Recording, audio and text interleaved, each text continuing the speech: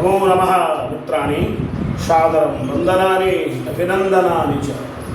एहि मित्र संस्कृतं पठामः। संस्कृतभाषाशिक्षणस्य आभासीयकक्षायां पुनः एकवारं भवतां सर्वेषां स्वागतम् अभिनन्दनं च। मित्राणि, आज कई दिनों से हम सब व्याकरण पर चर्चा कर रहे हैं और व्याकरण में जो कृदंत प्रकरण है उसके प्रत्ययों के बारे में हम सीख रहे हैं। कौन सा प्रत्यय कहाँ लगता है और उस प्रत्यय के लगने के बाद उसका रूप कैसा बन जाता है। तो आज उसी की श्रृंखला में आगे बढ़ते हुए हम अक्ता और अक्तु प्रत्यय के बारे में जानकारी हासिल करेंगे। प्रत्यय है त और वतु। अक्ता और अक्तवतु। इसके लिए पाणिनि ने सूत्र कहा है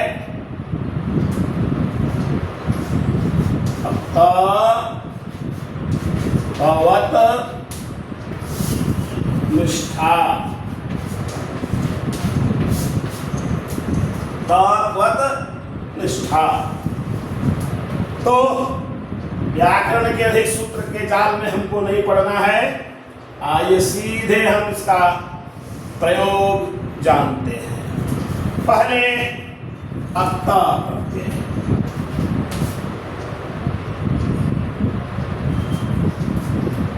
तो यह जो अक्ता प्रत्यय है यह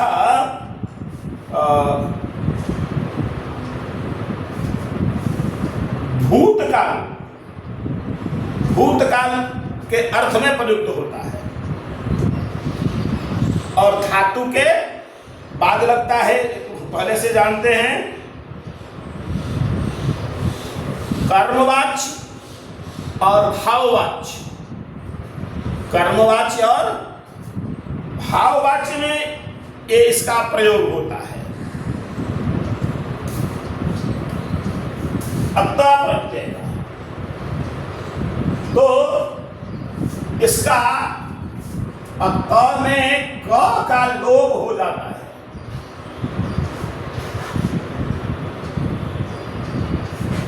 यह जो अक्ता है तो इसमें इसका लोप हो जाता है और केवल क बचता है। तो आइए इसके बारे में हम और उदाहरणों के साथ विस्तार से जानने का प्रयास करते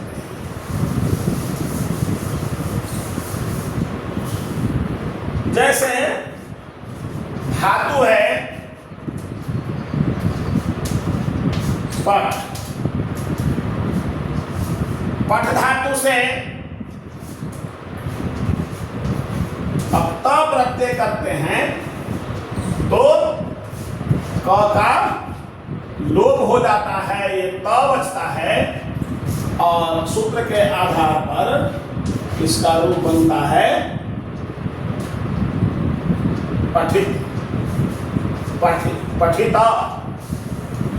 और जब पुल्लिंग में फिर हम इसका प्रयोग करेंगे तो पठिता ऐसा बन जाता है। तो आइए आगे हम देखते हैं। क्री धातु।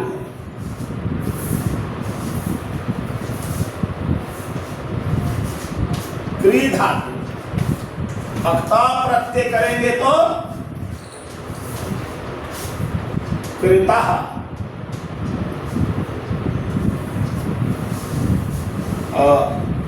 श्रु धातु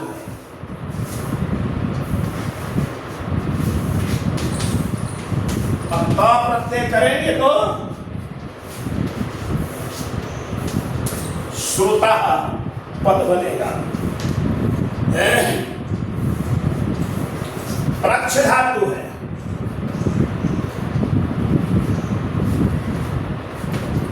और त करने पर पृष्ठ ऐसा रूप बनेगा। पृष्ठ पृष्ठ पृष्ठ प्रक्ष धातु से, लभ धातु से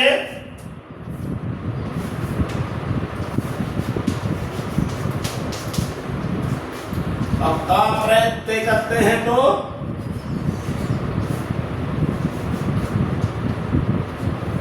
लब्धः,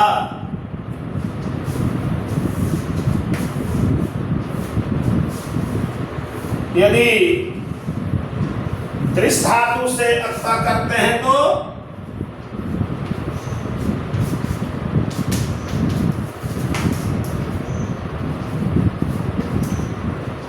दृष्टः। अर्थ होता है पठितः का,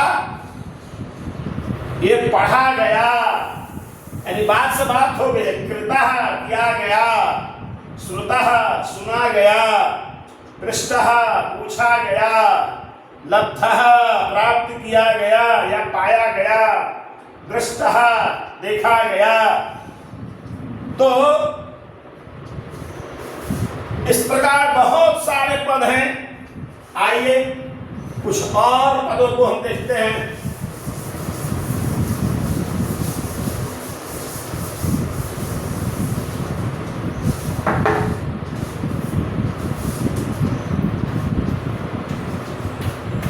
वद धातु है, अप्रत्यय है, तो इसका उक्तः उक्तः होता है। इसी के आगे वस् धातु है, अक्ता प्रत्यय होता है, तो वहां पर उसितः बनता है। ये कुछ विशेष बातें हैं, हम सबों को ध्यान में रखना चाहिए।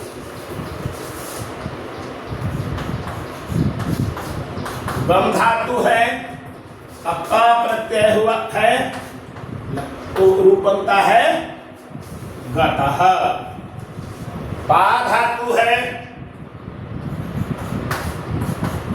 अक्ता प्रत्यय लगाते हैं, तो अर्थ होता है पीतः। इसी तरह से पच धातु है, अक्ता प्रत्यय लगाते हैं, रूप बनता है यहां पक्वः। तो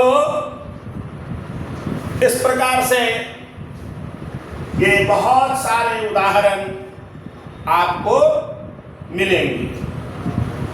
और जहां भी अक्ता प्रत्यय लग रहा है, ऐसे सभी अक्ता प्रत्यय से संपन्न निष्पन्न जो शब्द हैं, उसका रूप तीनों लिंगों में, तीनों वचनों और सभी विभक्तियों में इसका रूप चलता है।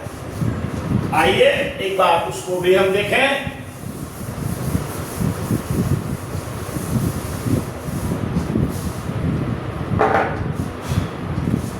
तो जैसे पठ जोड़ अक्ता, पठित शब्द है, आगे पठिता होता है। तो आगे ध्यान रखेंगे, एक वचन, द्विवचन और बहुवचन। तो लिंग के आधार पर इसका रूप बदलता है। वो लिंग में देव की तरह रूप चलता है, जैसे देवः देवौ देवाः, उसी तरह पठितः पठितौ पठिता। और स्त्रीलिंग में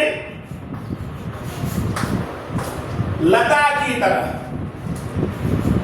जैसे लता लते लता, उसी तरह से पठिता पठिते पठिता।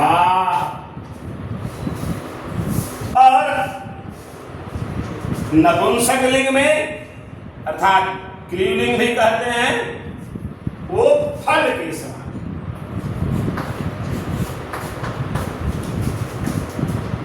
जैसे फलम फले फलानी, उसी तरह से पठितम पठिते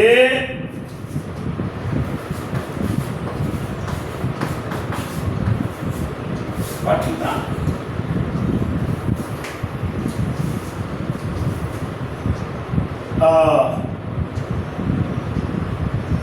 ये मैंने कहा इसका प्रयोग कर्मवाच्य और भाववाच्य में होता है। आइए कुछ उदाहरण भी हम देखते हैं। ये पठितः, मया ग्रंथः पठितः। पठितौ, मया ग्रंथौ पठितौ। मया ग्रंथाः पठिताः। स्त्रीलिंग में तेन रोटिका खादिता, ऐसा बना सकते हैं स्त्रीलिंग में। वा अथवा तेन भगवद गीता पठिता। तेन भगवद गीते पठिते। तेन भगवद गीता पठिताः। नपुंसक लिंग में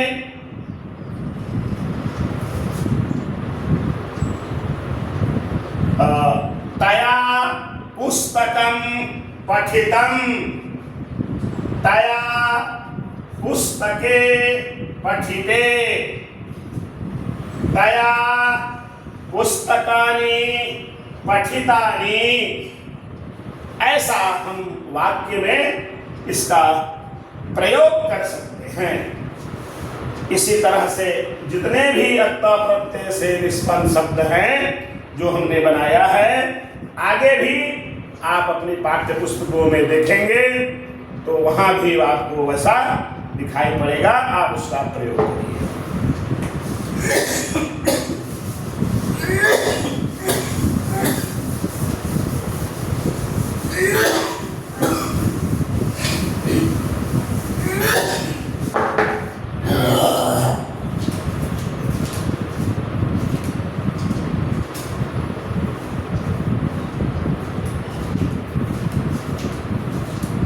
मित्रों, अभी अत्ता प्रत्यय हमने पढ़ा। आइए अब दूसरा है अत्तवतु प्रत्यय। अत्तवतु प्रत्यय तो इसका यह भी भूतकाल का ही बोध कराता है। और अत्ता प्रत्यय तो कर्मवाच्य और भाववाच्य में लगता है, किंतु यह अत्तवतु प्रत्यय कर्तृवाच्य में लगता है। ये कर्मवाच्य और भाववाच्य में नहीं होता है, ये कर्तृवाच्य में होता है। और इसका अत्वतु का एक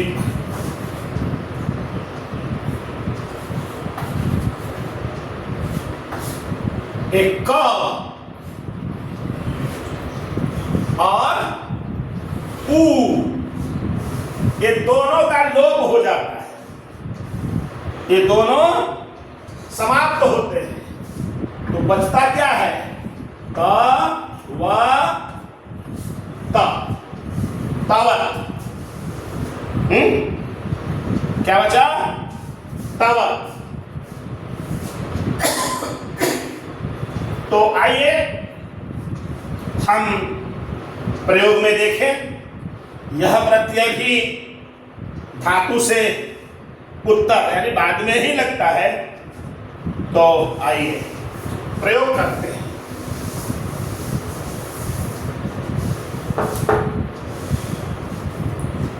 जैसे पठ धातु अक्त भी लगता है और अक्तवतु भी लगता है।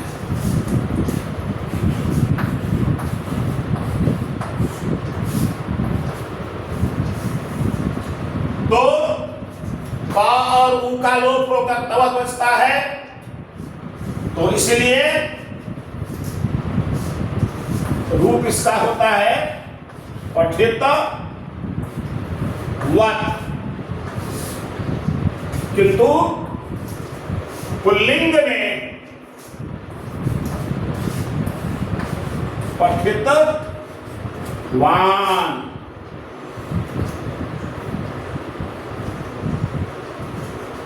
इसी का पठितवत का ही पठित वान बन जाता है।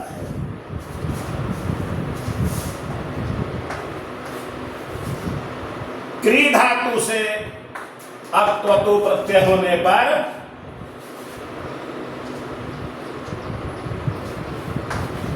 कृतवत और फिर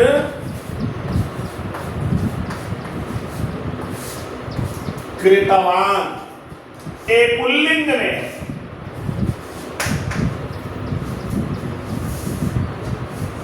इसी तरह से श्रु धातु से अक्तवतु प्रत्यय करते हैं तो श्रुतवत,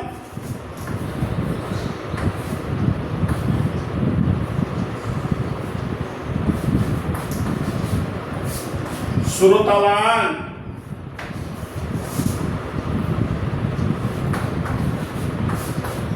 गम धातु से अक्तवत करते हैं तो गतवत,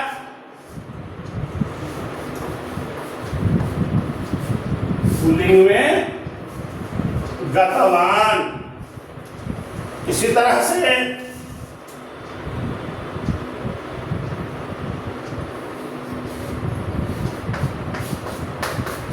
दृष्ट धातु से अक्तवतु करते हैं तो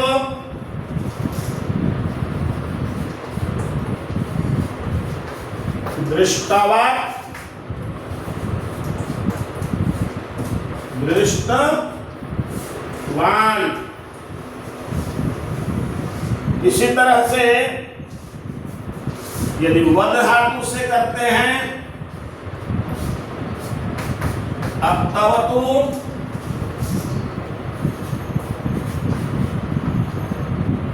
उक्तवत,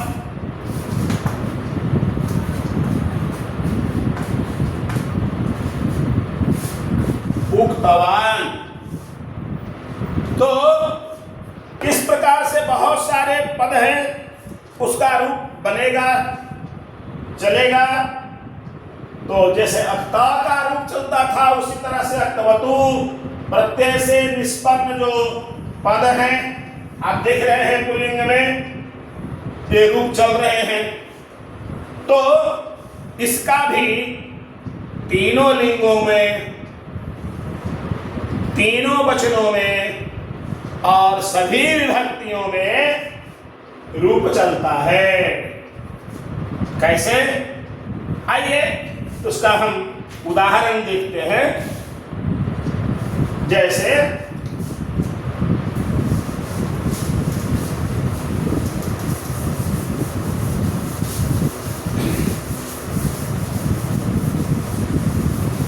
पठ धातु का ये अक्तवतु प्रत्यय से पठित प्रत्यय बना है। तो इसका भी तीनों लिंगों में और तीनों वचनों में, एक वचन, द्विवचन और बहुवचन, पुल्लिंग में पठितवान, ये धावत की तरह चलेगा, धावत की तरह। पठितवान, पठितवन्तौ,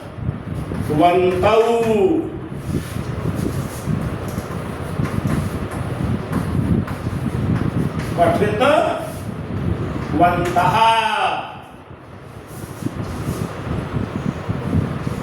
स्त्रीलिंग में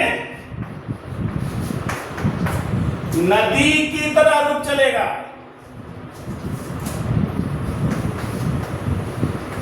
पठितवती, पठितवत्यौ,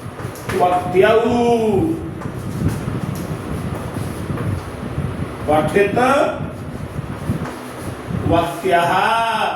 जैसे नदी, नद्यौ, नद्यः। और नपुंसकलिंग में जगत की तरह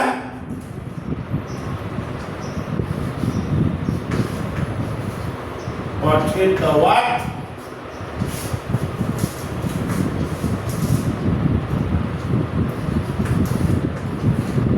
पठितवती,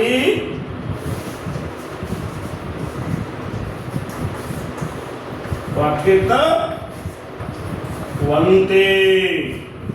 जैसे जगत, जगति, जगन्ति, उसी तरह से पठितवत्, पठितवती, पठितवन्तः, पठितवन्ते।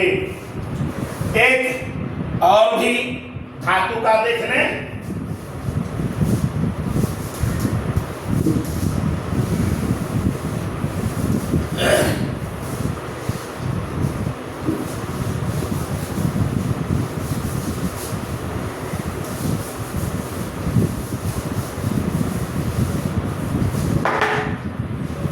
गम धातु।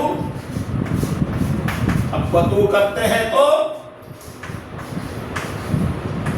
गतवत बनता है पुल्लिंग में, गतवान, गतवन्तौ,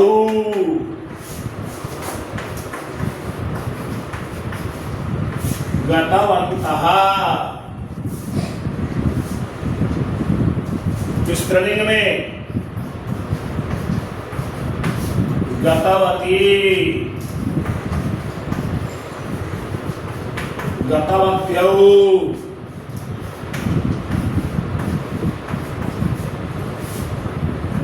गतवत्यः। नपुंसकलिंग में गतवत्, गतवती,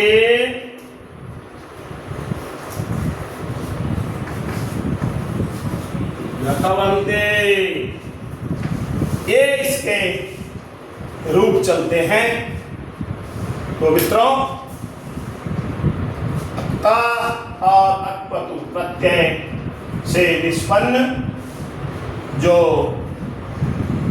पद हैं उसके रूप कैसे होंगे अभी हमने सीखा है। अक्ता का प्रयोग कर्मवाच्य और भाववाच्य में, अक्वतु का प्रयोग कर्तृवाच्य में। सह गतवान, तौ गतवन्तौ, ते गतवन्तः।